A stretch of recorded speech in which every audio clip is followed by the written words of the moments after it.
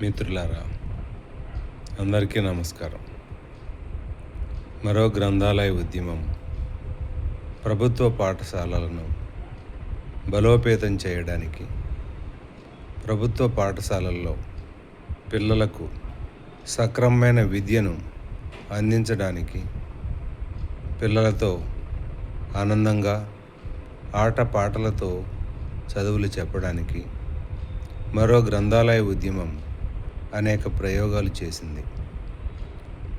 ఇప్పుడు పాఠశాలల్లో మనం ఏమేమి చేయొచ్చు, ఎలా చేస్తే మన పాఠశాలల పట్ల పిల్లలు, తల్లిదండ్రులు ఆకర్షితులవుతారో మనం మాట్లాడుకుందాం. ప్రతిరోజు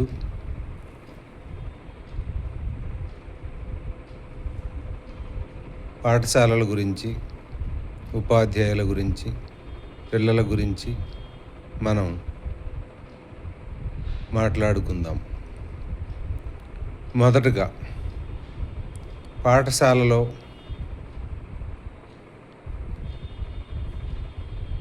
డిసిప్లిన్ అనేది చాలా ముఖ్యం. అది అసెంబ్లీ నుంచి మొదలవుతుంది.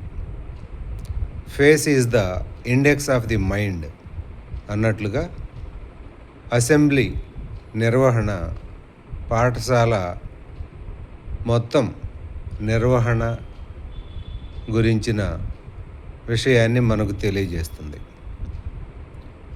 అసెంబ్లీలో ముఖ్యంగా జాతీయ గీతం, వందే మాతరం, మా తెలుగు తల్లి, ఈ 3 పాటలను ఏ పాఠశాలలో సక్రమంగా పాడేటట్లుగా పిల్లలను క్రమశిక్షణతో తీర్చిదిద్దుతారో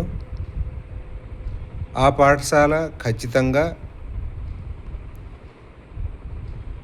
పాఠశాలలో జరిగే అన్ని అంశాలు సక్రమంగా ఉంటాయి. ఎందుకంటే ఈ 3 గీతాలు పాడటానికి పిల్లలు అనేక రకాల ప్రక్రియలతోటి పాటల్ని మాటలుగాను, మాటల్ని ఈ గోలగాను,